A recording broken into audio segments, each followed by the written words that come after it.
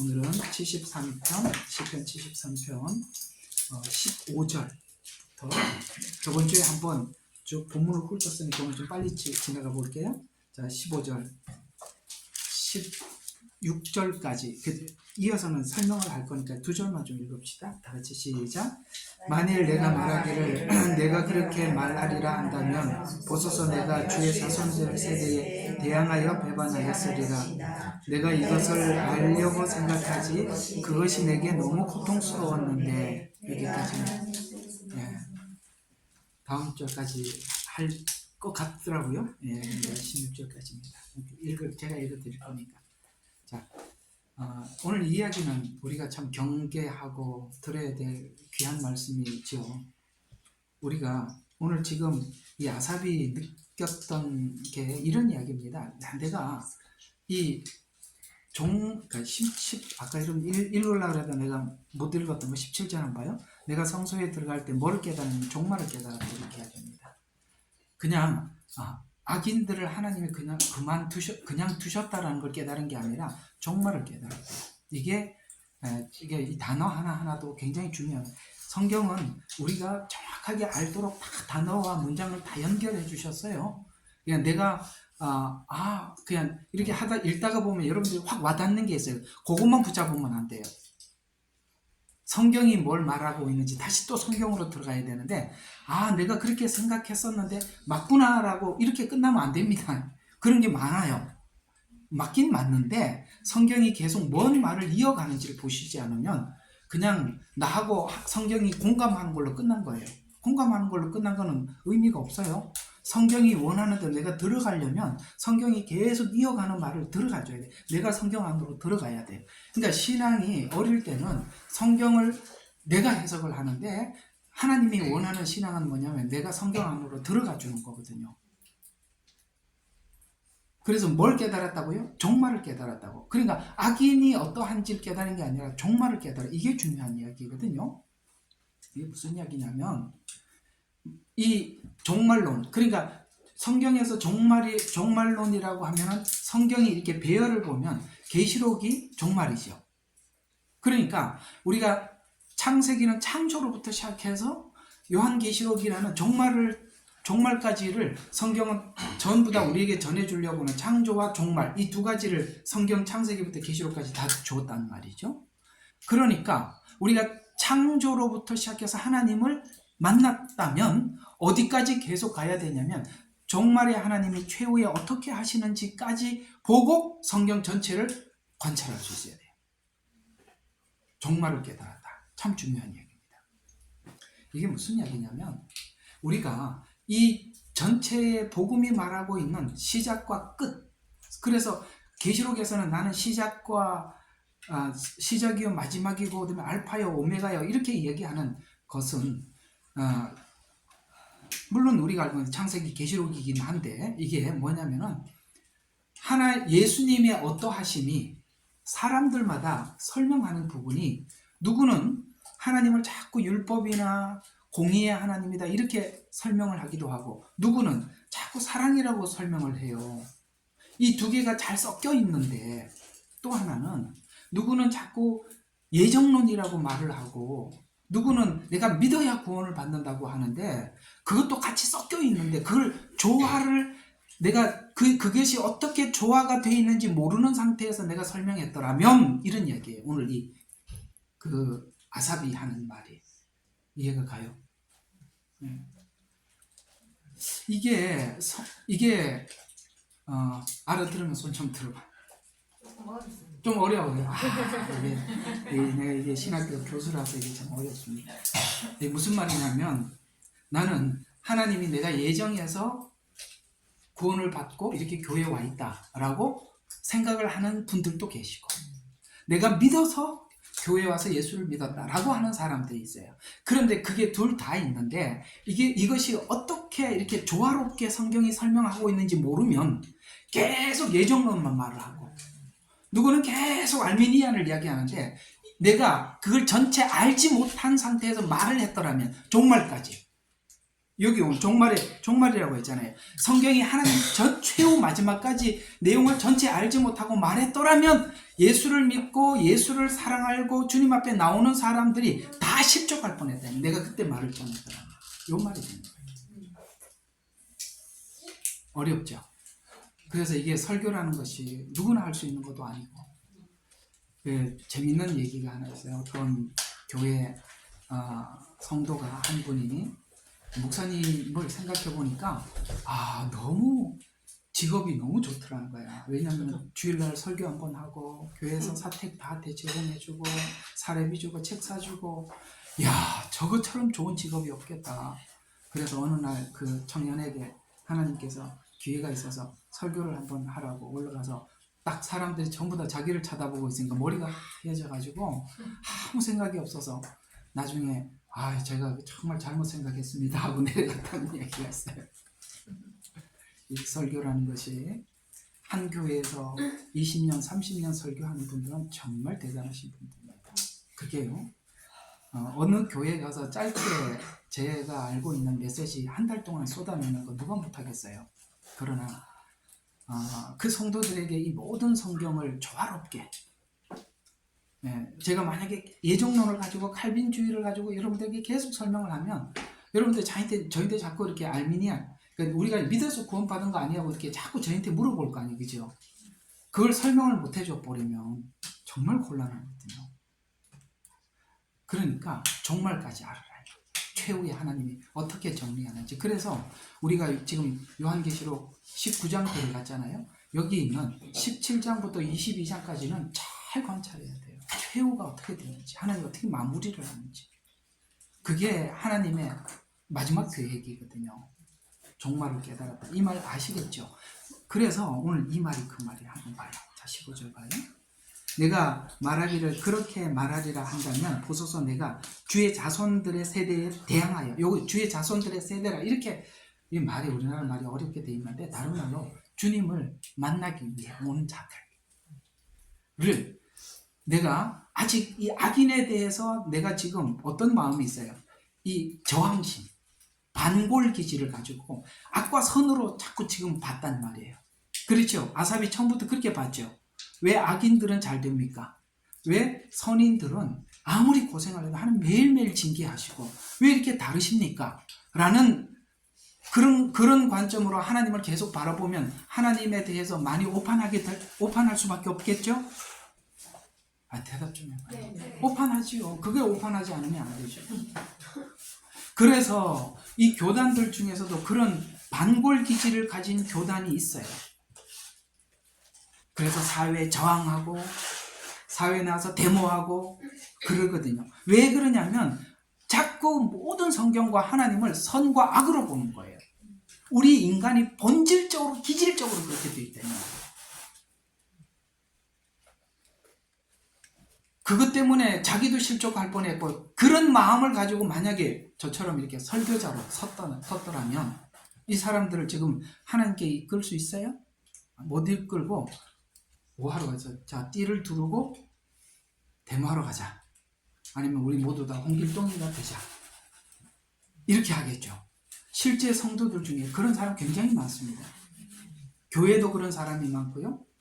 목회자들도 그런 생각을 하고 있는 분들이 굉장히 많이 있어요. 얘기를 해보면. 그래서 자연스럽게 그런 사회에 저항하는 그런 사람이 됩니다. 우리 한국교회도 그런 교단도 있고요. 그런 목사들도 많이 있고. 그럼 자연스럽게 이상하게 이런 기질을 가지게 되면 사회주의를 지향하게 되고 공산주의를 마음에 품게 됩니다. 이상하죠? 여러분, 성경에 공산주의가 성경에서 나온 거 혹시 아세요? 초대교회. 그렇죠. 사도행전 2장을 보고 본다는 거예요. 사도행전 2장은 자발적으로 은혜를 받아서 내놓은 건데 뺏어서 나눠주는 겁니다. 그게 다른 겁니다.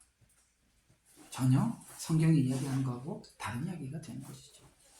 그래서 오늘 15절에 그거예요. 하나님, 내가 만약에 지금 아직 이렇게 선과 악에 대한 이해도 없고 마지막 하나님께서 이 악을 어떻게 처리하는지도 모르고 내가 이 상태에서 말을 했더라면 하나님의 의중을 모르고 정말 주의 자손의 세대에서 대항하는 사람이 될 뻔했습니다. 이렇게 고백하고 있는 겁니다. 저항심, 우리에게 가지고 있는 이런 반골 기질들, 이것이 하나님 앞에 씻겨지고 해결되어져야 우리가 성경을 바로 볼 수 있다는 것, 오늘 이야기가 하고 있는 것입니다. 자, 그래서 우리가 종말론까지 이해하지 못하면 최후의 공의의 심판에 대한 이해 없이 성경과 세상을 이해하면 오해하게 되죠. 그래서 우리가 우리 속에 하나님이 생각하는 것처럼 우리도 생각하게 해달라고 정말 몸부림치고 기도해야 돼요. 네. 사람들이 진짜 자기 생각으로 성경을 보는 분들 굉장히 많더라고요. 자기 생각으로. 하여튼 이상한 사람 되게 많아요. 네. 예. 정말 이상한 사람 많습니다. 참. 네. 그만합시다. 진행합시다. 자, 그래서 우리가 그럴 때는 이렇게 하지 말게 성경에 대해서 오해를 하고 있을 때나 또 감정적으로 이해할 때는 우리가 말을 하지 말아야 한다. 그리고 우리가 생활할 때도 동일하게 적용을 해야 돼요. 굉장히 감정이 충만할 때, 그 다음에 내가 부정적인 생각을 가지고 있을 때 어떤 결정도 하지 마세요. 그건 반드시 부작용이다.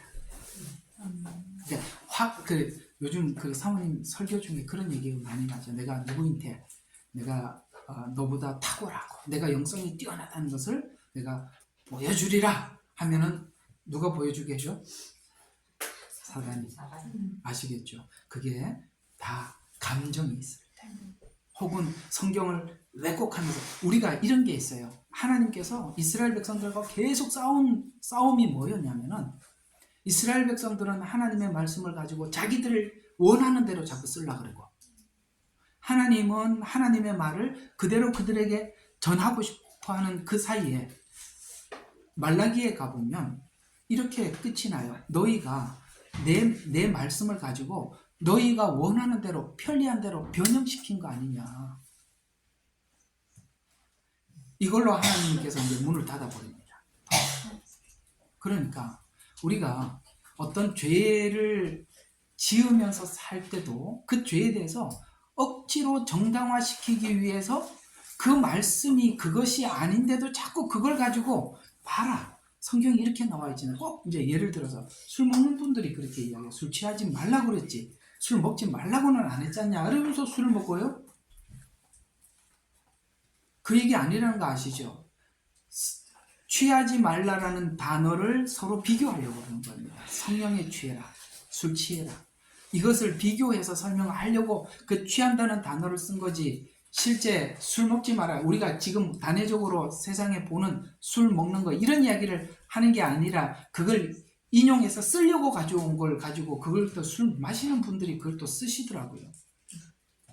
그게 다 뭐냐면 우리가 어떤 죄에 대해서 놓지 못할 때 그 죄를 끝까지 정당화시키기 위해서 성경을 억지로 갖다 붙이려고 하는 그런 성향들이 있다 이 말입니다. 그런 건 하지 마라, 이런 이야기입니다. 그래서 우리가 이렇게 감정이 충만할 때, 부정적일 때 말을 하지 않는 것이 참 지혜로워요.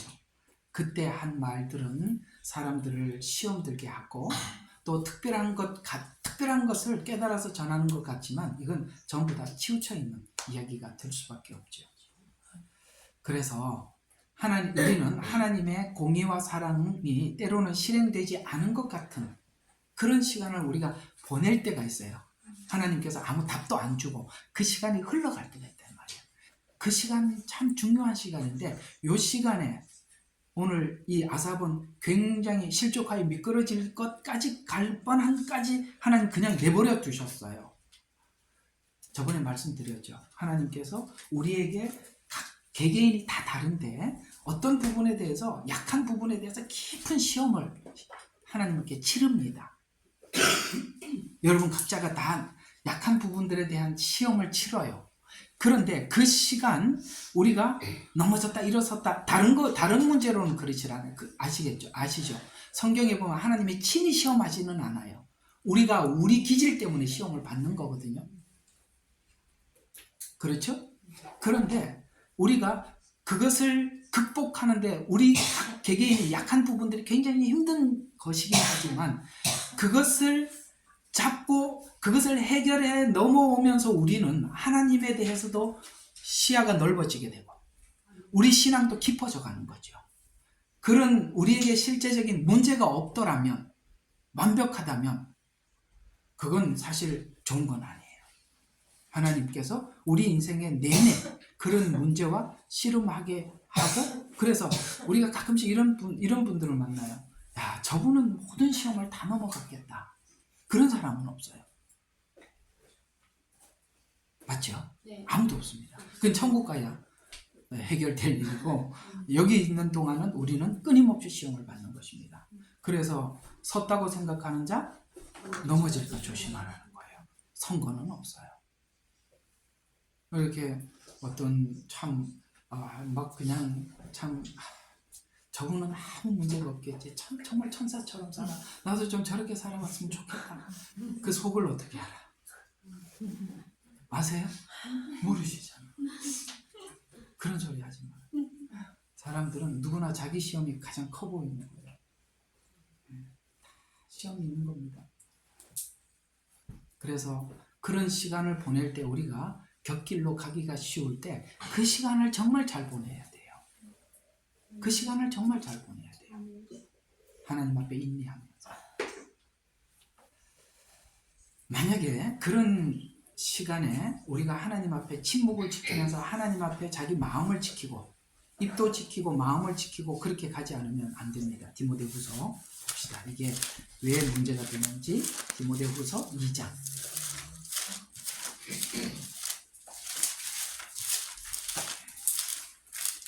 디모데후서 2장 14절에서 16절 제가 봉독하겠습니다. 사람들에게 이런 일들을 일깨워 주어 말다툼하지 말라고 주 앞에서 당부하라.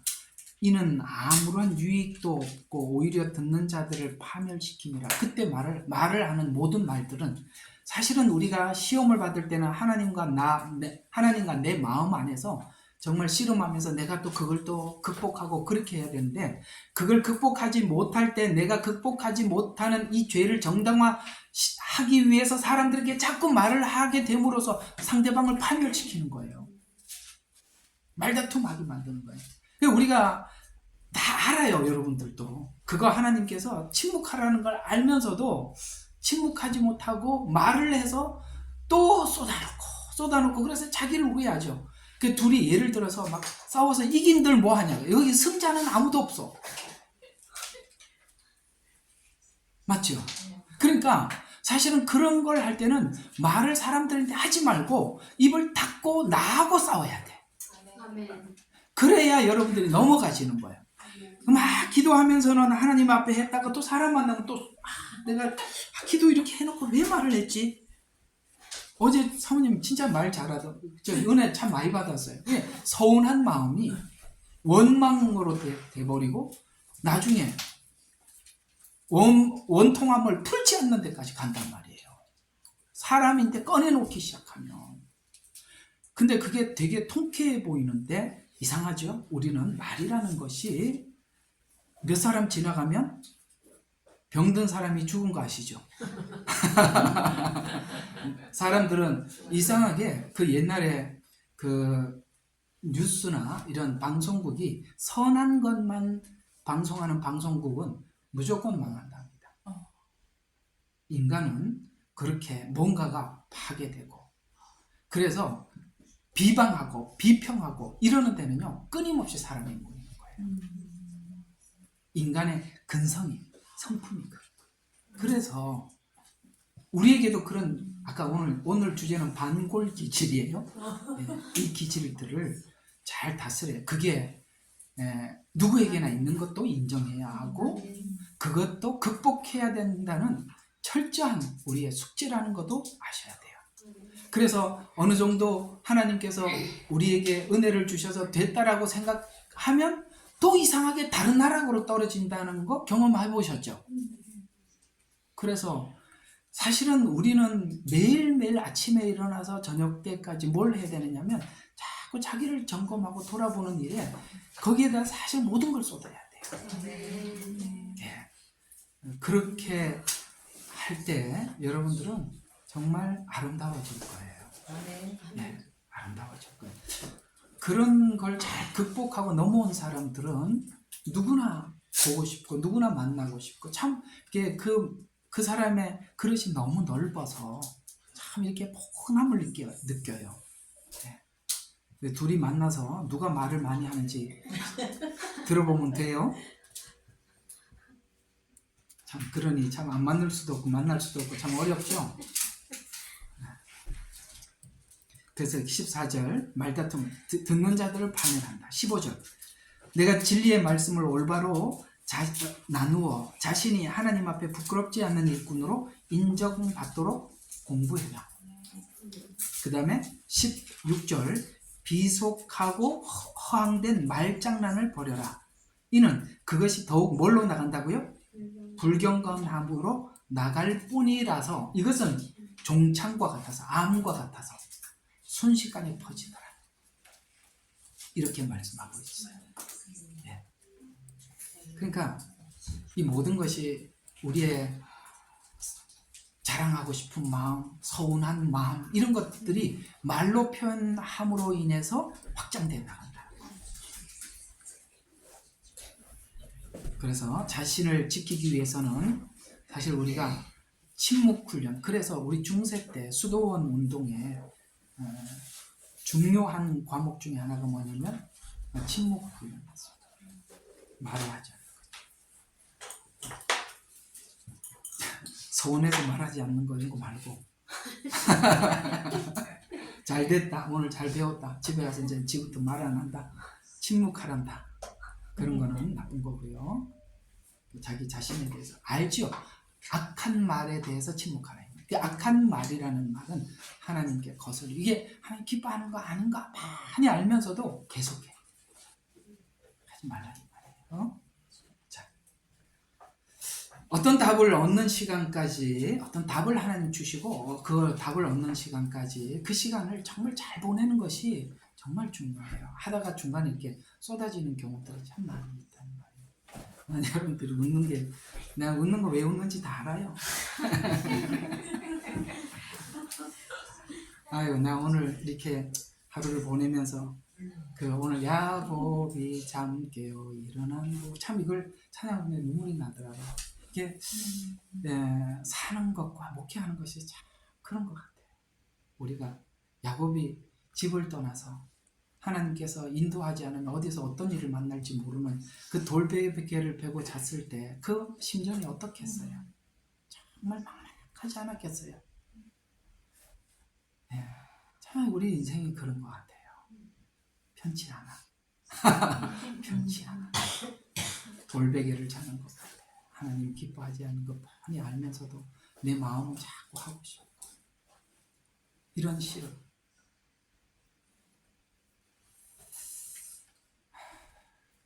승리해야 되지 않겠어요? 아멘.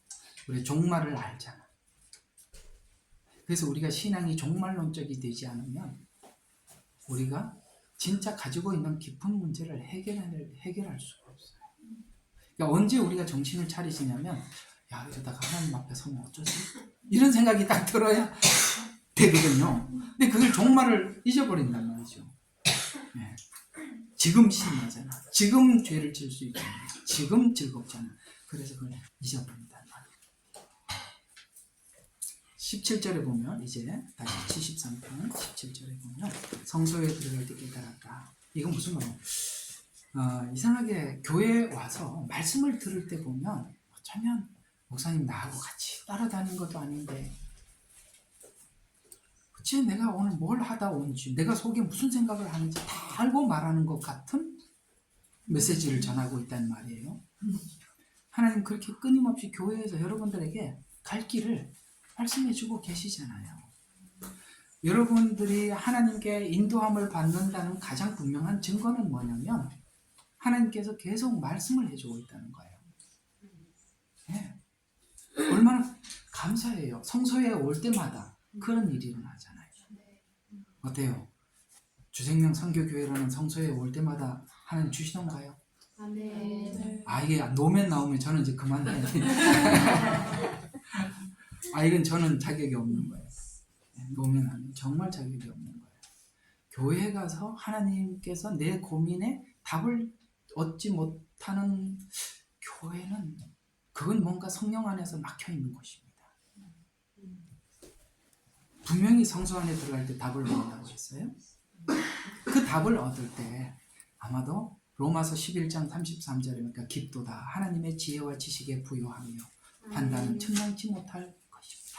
이렇게 우리가 고백할 거예요. 야, 정말 하나님의 지혜와 지식은 참 부요하다. 그러니까 우리가 뭔가 고민을 먼저 하세요. 그리고 하나님이 답을 주는 걸 듣고 보면 와, 정말 하나님이 옳구나.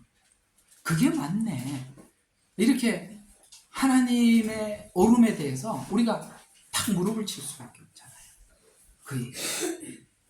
그래서 각자가 교회에서 답을 얻고 그리고 각자가 다를 것입니다. 교회는 시인과 오늘 이 본문에 있는 시인과 같은 질문을 가지고 온 자들에게 답을 주는 곳입니다. 성소에 들어가듯 교회를 통해서 해답을 받고 난 후 우리는 뭘 하느냐 오늘 이 해답을 받고 전파하리다라고 이제 이 끝에 가서는 28절에 그렇게 전파한답니다.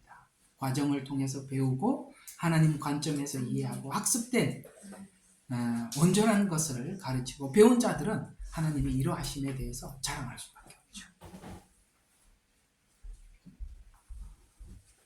그 처음에 참 저도 이렇게 삶이 청년 때 정말 고달팠어요. 너무 고달파서 너무 알고 싶어. 근데 어떻게 교회 오면 목사님이 제 고민을 다 내가 지금 개인 교사를 내가 이렇게 한 것 같아요.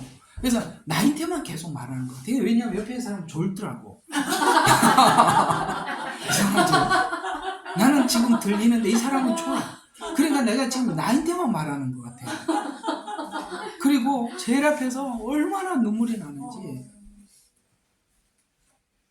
근데 이게 가슴이 터질 것 같아서 그래서 내가 집이 먼 사람을 축복하는 거예요. 집이 참 멀었거든요.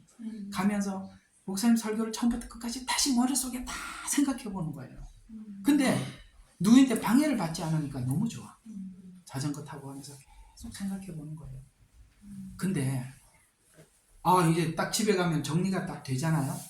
이걸 가만히 있을 수가 있나. 이게 동생들 같이 이제 셋이 같이 잤거든요. 우리 밑에 동생.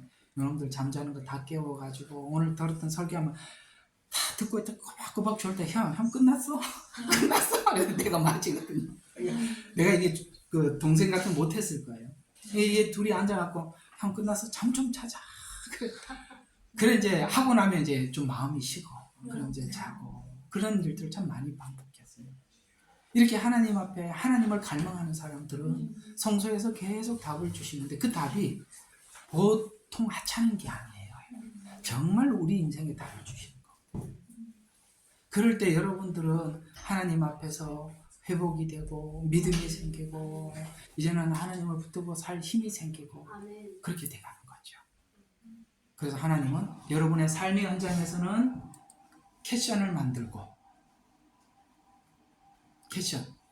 교회 와서는 답을 주고 캐션을 만들고 답을 주고 일이 계속 반복되는 거예요. 그러면 누군가에게 하나님의 어떠하심에 대해서 입을 다물 수가 없잖아요. 말하게 된다 이 말이죠. 자 18절부터 이제 보면은 이런 이야기가 되는 겁니다. 이제 악인들의 최후에 대해서 순식간에 이런 말들이 나오죠. 19절에 보면 18절은 미끄러운 곳, 파멸, 19절에는 순식간에 공포, 그 다음에 사람이 깨어났을 때 꿈을 꾼 것 같고 이런 말들이 나옵니다. 악인이 형통하지만 지나가는 바람과 안개와 같다 이렇게 말씀하고 있죠. 자, 우리 전도서 1장 우리요 전도서 1장 어제 들어본 분도 계셔서 오늘 또 한 번 더 듣네요. 전도서 1장 1절에서 4절에서 7절. 누가 찾았으면 빨리 좀 한번 읽어봐 주시겠어요? 자, 전도서 1장 4절에서 7절. 한 세대가 지나가고 또 다른 세대가 오나 땅은 영원히 남아있으며 또한 해도 뜨고 지며 그 떴던 자리로 급히 돌아가는도다. 바람은 남으로 불다가 북으로 들이치며 계속해서 돌며 불다가 그 순환을 따라 다시 돌아가는도다. 모든 강물은 바다로 흘러가나 바다는 여전히 채워지지 않으며 강물들은 발원한 곳으로 다시 돌아가는도다. 아멘. 아멘. 헛되대요. 왜요? 왔던 대로 돌아가니까. 원불교가 맞다는 이야기가 아니라 그래서 사람들이 우주의 이치를 깨닫기 위해서 여러 가지를 이야기했는데 원불교는 원이래. 계속 돈대. 여기 요거처럼. 근데 여기 돌아가는데 어디로 돌아가는지 어디로 돌아가죠? 하나님께 돌아가는 거예요. 아시겠죠? 돌아가는 거예요. 근데 보세요. 한 세대가 가고 다른 세대가 오나 땅은 영원히 남아있더라. 그 아름다운 것들이라는 노래 아세요?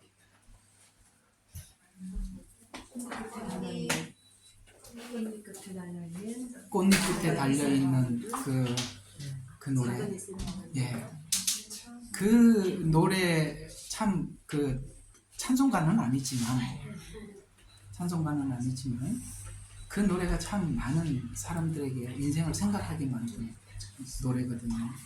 이게 돌아가는 거잖아요. 여기 어떻게 가는지 세대가 가고 다른 세대가 오나 땅은 그대로 남아있어요. 그래서 하나님께서 이스라엘 백성들이 죄를 지을 때 하나님은 이렇게 이야기하세요. 자, 하늘아 들으라, 땅이야 귀를 기울여라. 왜?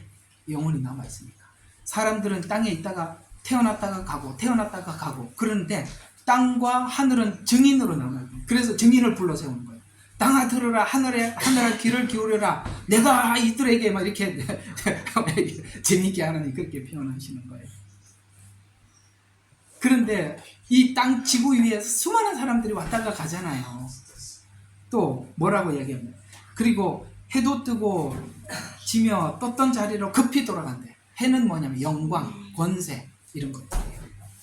그가 무슨 세상에 영웅호걸이라고 해서 영원히 남아있는 사람은 아무도 없죠. 예, 다 지나가요. 그 다음에 힘, 바람, 어떤 에너지들이죠. 그것이 남으로 불다가 북으로 돌이키고 계속 불다가 그 다음에 순환으로 따라 다시 돌아가는 도다. 네. 이 권력이 저 권력으로, 저 권력이 절로. 네. 그러면 사람들이 권력을 가지면 꼭 그러잖아요. 권력이 영원한 줄 아십니까? 그렇게 소리를 질러도 자기가 권력을 잡았을 때는 안 들으려고 그러죠. 다 소용없는 건데, 그죠? 자, 그 다음에 7절은 왜 소용이 없는지, 욕심 때문에 소용이 없다는 거예요. 이게 7절이 그 말이에요. 강물은 바다로 흘러가나. 그렇죠? 모든 강물은 바다로 가죠. 바다는 여전히 채워지지 않아요. 욕심이 그렇대요. 그러면서 강물들은 발원하는 것으로 다시 돌아가는 도다. 의미가 없는 거예요. 욕심은 사람들이 끝끝내 하나님을 만나지 못하고 인생이 죽어서야 헛살았구나 라는 걸 아는 이유는 욕심 때문에 못 보는 거예요. 욕심 때문에. 그래서 악인은 오늘 여기 바람과 같다, 안개와 같다, 지나가는 거다. 이렇게 오늘 여기 아사베 시에서도 그렇게 이야기를 하고 있는 거예요. 여러분, 우리는 그런 거 오늘 전도서에 있는 말씀처럼 다 알고 계시잖아요. 아마 이 악인들은 욕심 때문에 몰라서 이렇게 살다가 죽은 후에 알 겁니다. 심판이 있구나. 내가 이렇게 살아있는 동안 기회를 다 놓쳐버렸다. 부자와 나사로 비유를 그걸 이야기하는 겁니다. 죽으면 다 알 거예요. 복음은요, 죽으면 복음을 다 알게 돼 있어요. 예수님이 구원자구나. 죽으면 다 알아요. 그렇죠? 부자가 가서 아브라함을 봤잖아요. 안다고. 하나님은 우리로 하여금 지금 알게 하셔서 우리 죄를 용서받을 수 있는 기회를 우리에게 미리 주시고, 이 기회를 욕심 때문에 다 놓쳐버린 거예요. 네. 그러니까 그런 거예요. 여러분들이 막 전도지 가지고 주고 막 옆에 있는 사람한테 복음을 전하고 그래도 나중에 지옥 가서 딱 보면 그때 그 사람이 나한테 전도지 줬었는데 왜 생각 못 하겠어요? 그래서 알고 나면 지난 시간의 괴로움이 꿈에서 헤맸음을 알게 된다. 꿈. 그러니까 이 꿈은 뭐예요? 허상이죠. 허상이. 그래서 실상을 알고 나면 허상이 보이는데 하나님을 모르면 허상 속에서 살고 있는데 그게 실상으로 이해하게 되고 예수 안에 들어오면 허상이 실상이라는 걸 알고 무엇이 실상인지 알고 다시 옛날이 허상이라는 걸 알고 그래서 둘이 얘기를 하면 말이 안 통하죠. 왜냐하면 세상 사람들은 허상을 실상으로 이해하고 있고 둘은 보는 관점이 달라서 그래요. 그래서 실상을 모르면 허상을 실상으로 오해하게 되는데 실상은 하나님이시고 하나님은 지금은 사랑의 하나님이시지만 나중에는 이 공의의 집행은 하나님께서 마지막에 설정해 두었다. 그래서 지금 우리가 이 기회를 하나님께서 우리에게 맞이하게 은혜를 주셨구나 라는 걸 알게 되죠. 그래서 사단은 이 준 은혜를 뺏기 위해서 우리 마음속에는 아직 해결되지 못한 죄와 은혜를 바꿀래 말래 할 때 여러분들 이기셔야 되는 거예요. 네. 세상에 무엇과도 바꾸면 안 되는 거예요.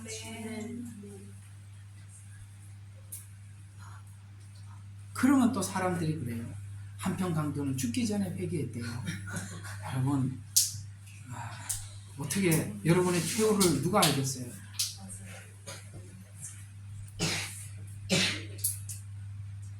그래서 지금은 하나님께서 은혜의 시간이고 자비의 시간으로 주셨다라는 것을 우리가 알게 됩니다. 지금은 나그네로 지나가는 과정이고 행님과 같은 시간입니다. 지금의 때는 영혼을 위해서 하나님 우리에게 기회를 주신 때입니다. 그래서 전도서 3장 17절에 모든 목적과 모든 일을 이룰 때가 있음이라 하였으며 라고 말씀하셔서 우리가 지난날 하나님께서 우리가 하나님 앞에 인도함을 받아왔던 과정, 그 과거를 되돌아보면 내가 하나님을 알지 못했을 때도 하나님께서 하나님께로 인도하기 위해서 여러 가지 방법을 동원해서 나에게 이 시간을 허락하도록 인도해 왔다는 것도 알게 되어서 우리가 처음에는 그러니까 이게 헷갈리는 거예요. 하나님께서 이게 뭐냐면 우리가 죄인인지 알지 못했을 때 예수님께서 십자가에 죽으셔서 그 사랑을 확증했다고 했거든요. 이게 우리가 주님 앞에 들어오는 과정도 똑같이 적용이 되는 거예요. 그래서 나는 구원받아야 될 필요도 몰랐을 때 하나님은 그렇게 우리를 인도하셔서 주님 앞에 와서 죄인임을 고백하고 회개해서 용서함을 받아서 구원을 얻었다라고 생각을 하기 때문에 내가 믿었기 때문에 구원받았다고 처음에는 그렇게 생각이 돼요. 그게 두 가지가 같이 있단 말이에요. 내가 믿어서 구원을 받았다는 말은 그래서 말을 하는 거예요. 그런데 뭐예요? 이미 그 전부터 하나님께서 모든 것의 목적을 이룰 때가 있단 말이에요. 그래서 애굽에서 이스라엘 백성들이 나오기 전에 있어야 될 그럴 때가 있는 거고 광야 시간이 있는 거고 가나안 시간이 있는 거고 그것이 하나님의 시간의 목적을 이룰 때가 있어서 지금 가만히 우리 과거에 하나님의 인도하심을 되돌아봤을 때 하나님 앞에 오는 과정 그 다음에 주님 앞에 변화되는 모든 과정 속에서 끊임없이 하나님께서 간섭하셨다는 거죠. 네. 자, 쭉 내려가서 이제 21절에서 23절 슬픔 속에서도 지키시고 건져내심을 감사하고 있습니다. 21절에 보면 인간의 지혜는 하나님 앞에서 우매한 것뿐입니다. 얼마 전까지도 인간의 지혜로 이해하려고 했지만 그럴수록 마음이 산란했습니다. 그래서 부끄러운 짐승과 같았습니다. 본능적으로는 하나님을 이해할 수 없어요. 인간의 본능은. 예, 그래서 짐승 같았다. 너무나도 본능적으로 하나님을 이해하려고 했었습니다. 그러나 진리가 비춰지고 빛이 비치고 나면 모두가 드러난. 누가복음 12장에 보면 한 부자가 곳간을 헐고 물건을 쌓아놓고 평안히 쉬고 먹고 마시고 즐거워하자라고 했지만 이렇게 하면 인생이 한정되어 있다는 것을 잊어버리는 거예요. 많으면 정말 돈 쓰러 다녀야 돼요. 바쁘잖아요. 많으면 통장에만 돈만 쟁겨놓고 주일날 가서 예배 드리려면 저 언제 써? 이렇게 생각하지 않겠어요? 그래서 이 부자가 주님을 만날 수가 없었던 거예요. 더 확장하고 그런 거예요. 성도는 하나님께서 실족하여 넘어질 것 같은 자리에서도 하나님께서 붙들어 주셔서 지금 여기까지 왔습니다 라는 이 고백에 대해서 우리가 부인할 사람이 아무도 없어요. 실족하지 않았던 원인은 붙들어 주셨기 때문입니다. 실족하지 않았던 이유는 하나님의 선하심에 대한 믿음과 하나님께서 답을 주실 때까지 내가 하나님 앞에 간절함을 가지고 있어요. 이게 참 중요해요. 우리가 은혜 받는 사람하고 안 받는 사람이 정말 종이 한 장 차이예요. 여기 와서 멍하게 끝나고 난데도 오늘 본문이 어디냐 이러면 그건 종이 한 장 차이라니까. 어떤 사람은 똑같이 앉아 있어도 뭐 하죠? 오늘 하나님 무슨 말씀하세요? 저 정말 이렇지만 하나님 저 한마디라도 좀 듣고 가고 싶어요. 이런 마음을 나는 심지어 이런 사람에게도 은혜를 주시는 걸 정말 놀랐어요. 제 신학교 다닐 때 교수님이 한 분이 술고래였어요. 옛날에 예수 안 믿을 때 정말 술고래, 술이 막 이렇게 돼가지고 집에 가는데 교회에서 막 찬송 소리가 붕해한다고 막 소리가 나요. 옛날에 붕해 많이 했잖아요. 그러니까 막 술이 막 하도 차갖고 앞으로 갔다 뒤로 갔다가 아시죠? 그래가지고 뭔 생각으로 들어갔냐면 교회 가서 딱 그분 말로 저것들이 매일 뭐 한다고 울고 난리야 이러고 한번 구경하러 들어간 거예요.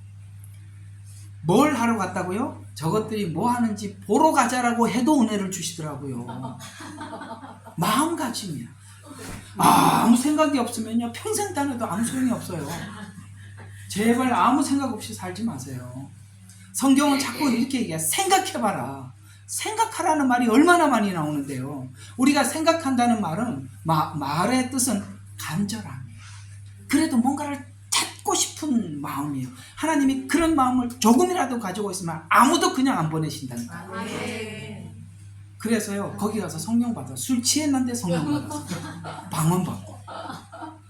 집에 가가지고 집 식구들이 근데 이 사람이 너무 성격이 와일드하니까 훈련도 진짜 지독하게 나 그 사람은 살아왔던 얘기 들으니까 주여 저는 저렇게는 아니죠 이런 생각이 들더라고. 아주 지독하게 훈련을 시켰는데 야 저기까지 저렇게까지 하시는구나. 이게 강하면 강한 만큼 하나님이 세게 부러뜨리는 거예요. 그렇게 한번 세게 부러지는 거 싶으세요? 고무줄들이 진짜 힘들어. 정말 이 고무줄하고요.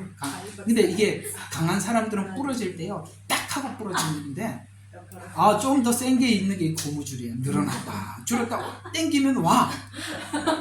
근데 어느 시간 보면 다시 원점으로 돌아가 있어요.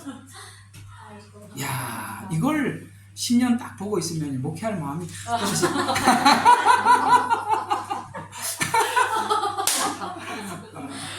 아니 오늘 목회 이럴 때 한번 이야기해. 본문 나왔을 때 합시다. 근데 참 그분을요 하나님께서 얼마나 심하게 다루셨는지 정말 저는 어떻게 말로 표현이 안 돼요. 교회를 개척하는데 그 당시에는 다리가 많이 없었어요. 그러니까 옛날에 혹시 제 방 같은데 이렇게 동네 시냇물 이렇게 흘러내려오는 데 있잖아요. 그러니까 오른쪽은 길이야. 이 마을도 있고. 근데 하나님이 이 마을 없는 이쪽 건너에다가 교회를 개척. 이쪽에는 산 밑에 아무도 안 와. 그러니까 이 교회에 올라가면 징검다리를 건너와야 되는데 누가 징검다리를 건너서 교회 다니고 안 와 교인들이. 근데 거기다 개척하라는 거야. 너무 힘들어가지고 하나님 저 떠나고 싶습니다 그랬더니 기도하는데 하나님이 딱 세 글자만 더 파라 그랬더니 그분은 하나님이 응답도 아주 간단해요. 그냥 더 파. 그러니까 더 파라 세 장. 야 그래서 딱 그거 더 있으라는 거지. 더 팔아. 더 있으라는 거지. 그래가지고 막 기도하고 그러는데 사모님이 도저히 못 견뎌가지고 보따리 싸들고 갔어. 근데 못 말리게 돼. 며칠 굶었는데 그거 어떻게 붙잡겠어요? 그걸 계속 연속적으로 가는 거예요. 교인들이요, 비가 오면은 징검다리에 물이 차갖고 교회 오지를 못해. 근데 어떻게 거기다 개척하라 그러는지 나도 이해가 안 가는데 하나님은 딱 훈련시키려고 그러셨던 것 같아요. 그런데 그 사모님 이야기까지 해줘야 되나? 시간이 다 돼가죠. 조금만 더. 예, 성령의 인도함을 따라. 아마 이런 이야기들이 여러분들의 강한 성격에 뭔가 하나님 뭔가 좀 주시려고 하는 것 같아서 좀 이야기를 해볼게요. 그분 이야기만 듣지 말고 자기하고 맞춰보시라는 얘기예요. 네. 그래서 그 이제 사모님이 진짜 보따리를 싸들고 옛날에 그 이제 버스 정류장에 밤에 갔어. 그러니까 이게 또 이 깡패들을 만나. 깡패들이요 얼마나 이게 이제 겁탈을 하려고 그런 거야. 그래갖고 막 이 사모님이 너무 놀래가지고 이 막 젊은 애들이니까 막 내가 나이가 몇 살인데 막 이런 뭐 그랬더니 나이가 무슨 상관이냐고 그런 거 하는 거야. 나이가 무슨 상관이냐. 그래가지고요 진짜 걸어만 날 살려라고 도망온 거예요. 그냥 땀이 막 발이 막 까져가지고 막 목사님이 이래 들어오니까 너무 놀래가지고 일단은 사모님 들어올 때 하나님 감사하다고 했는데 보니까 이게 막 진짜 막 이렇게 막 온 거예요. 옛날 그게 아마 30년 전 이야기니까 40년 전 이야기니까 그 뭐 그때 시설들 아시죠? 예, 얼마나 그래서 참 그분은 굶기도 밥 먹듯이 하고 쌀이 없으면 금식하라 그리고 이런 식으로 해가지고 정말 강하게 훈련받았는데 참 대단하세요. 지금은 소천하고 안 계시는데 참 우리한테 참 많이 은혜를 주시고 가신 분인데 어쨌든 그런 분들이 꽤 많더라고요. 강하면 훈련이 강합니다. 그건 뭘 이야기하느냐면 하나님도 우리에게 요구한 요구를 내려놓지 않겠다는 거예요. 그러니까 고집이 이제 하나님 고집하고 내 고집하고 이제 딱 만나는 거지. 하나님 고집이 어느 정도인지 아시죠? 야곱을 꺾는 하나님이십니다. 그래서 하나님이 항상 나 야곱을 꺾었어. 야곱을 내가 이스라엘 만든 자야? 이렇게 이야기하는 거예요. 그 꺾이는 과정을 보세요. 대단하지 않습니까?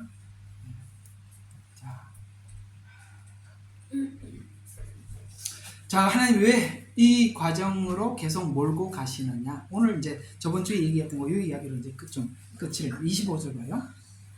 이제 24절부터 봐요. 이게 우리 이 자리, 바로 이 자리, 하나님 원하시는 자리시요. 주께서 우리를 권고로 나를 인도하실 것이요. 후에는 나를 영광으로 영접하시리니. 권고로 한다는 말은 강제로 하지 않는다. 우리에게 자꾸 이렇게 마음을 주시죠. 하지 마라. 그건 아니지 않냐. 그건 내가 원치 않는 것도 알면서 그러냐. 이렇게 하나님 권고. 왜 그러냐면 그 권고로 주님 앞에 돌아왔을 때 하나님의 영광을 찬양합니다. 강제로 돌아오면요 또 끌려와서 찬양하는 그거와는 또 다르잖아요. 군대에서 군가를 부를 때 누가 진심으로 부릅니까? 끌려와서 지금 죽을 지경인데 뭐 나가자 대양으로 뭐 우리 해군가, 제가 해군가에 보면 뭐 가슴속 끓는 피를 고이 바치죠. 누가 그러고 싶은 사람은 누가 피를 고이 바치고 싶어 받아요. 그건 하나님이 원하는 찬양이 아니에요. 왜요? 그 권고하시리니 뭘 보냐? 이런 권고해서 얻은 신앙 고백이 그거예요. 주 외에 이렇게 나오는 거예요. 참 하나님 굉장히 인격적이세요. 그리고 하나님은 끝까지 하시는 거예요. 그래서 주 외에 누가 내게 있으리요? 땅 위에는 주 외에 사모할 자가 아무도 없나이다. 내 육신과 마음은 쇠잔하나. 훈련을 받으니까 얼마나 힘들어. 육신도 쇠잔하고 마음도 쇠잔. 그러니까 하나님은 내 마음의 힘이시오. 영혼의 부인이시오. 마음은 쇠잔하는데 하나님의 마음으로 내가 힘이 되는 거예요. 그래서 내 마음은 죽고 하나님의 힘이 되어버려서 그래서 주님은 내 분기시라. 그건 이제 내가 받을 하나님께서 나에게 주기로 약속한 분깃이 정해져 있단 말이에요. 이게 또 종말론적이죠. 그래서 성경에는 이 말을 뭐라고 이야기하죠? 내가 하나님 앞에 받을 상이 있어. 바울이 그렇게 얘기하죠. 그 분깃. 내가 주를 위해서 살고 내가 이제 마지막 하나님 앞에 받을 분깃이나이다. 보소서 주로부터 멀리 있는 자들은 멸망하리니 주께서는 주를 떠나 음행하는 모두를 멸망시켰나이다. 둘을 비교하죠. 분깃을 받을라 멸망할 악인. 28절 그러나 하나님을 가까이 하는 것이 내게 좋으니 여기에 가까이 하는 게 복이 맞나? 이런 생각을 이제 안 한다 이 말이죠. 맞아. 하나님을 가까이 하는 게 복이야. 그래서 내가 하나님을 신뢰하여 주의 모든 역사를 전파하리라. 자, 뭘 전파할까? 이걸 이제 많이 고민을 해보면 로마서에서 그 답을 찾을 수 있어요. 이걸 알아들으면 여러분 굉장히 이제 제 설교에 대해서 많이 이해하고 있는 건데 로마서에서 말하고 있는 전파해야 될 그 내용이 뭘까? 율법 외에 하나님의 의가 나타났으니. 율법 외의 의. 왜 율법 외의 의죠? 율법은 내가 지켜서 의롭다 함을 받는 의지만 율법 외의 의는 은혜의 의지요. 값없이 받는 거. 그걸 전파한다. 로마서에서 이걸 알아들으면 여러분과 제가 받은 의가 뭔지 알 거예요. 자, 오늘은 여기까지 하면서 자, 정리 한번 해볼게요. 73편 긴 시간 한 4-5시간 여러분들에게 말씀드린 것 같아요. 중요한 것 같아요. 우리가 예수님을 믿으면서도 악과 선에 대한 이해가 없으면 아까 말씀드린 것처럼 악한 사람들을 뒤집어 엎자, 악한 사람들을 멸망시키자, 내가 거기에 선봉에 쓰겠다. 그건 복음이 말하는 내용이 아니거든요. 그렇게 가면 안 된다 이 말입니다. 저 여러분은 이 받은 복음이 하나님께서 주신 은혜에 나를 굴복시키시고 나를 이끄신 그 하나님 앞에서 우리가 자발적으로 하나님 앞에 순종하는 그 자리. 그래서 하늘과 땅에는 주 외에 누가 있으리요? 이 자리까지 가기까지 하나님께서는 때로는 우리가 실족하여 미끄러질 만한 때도 있고 사망의 음침한 골짜기를 지나는 과정 같은 그런 시간도 보낼 거예요. 그래서 오늘 여러분들에게 권면하고 싶은 것은 그 강한 성격을 좀 내려놓으시고 나는 이거 양보 못해 라는 거 꼭 여러분들 일찍 마음을 내려놓으시는 것이 좋을 겁니다. 왜? 하나님과 싸워서 이긴 사람이 없습니다. 기도하게 하시죠. 하나님, 오늘은 73편을 마무리해봤습니다. 긴 이야기지만 우리가 들을 이야기가 너무 많았습니다. 우리가 하나님 앞에 우리 마음을 모질게 먹지 않게 해주십시오. 선하게 순종할 준비를 하게 해주십시오. 오늘도 기도의 시간을 통해서 많이 은혜 주실 줄로 믿습니다. 예수님 이름으로 기도합니다.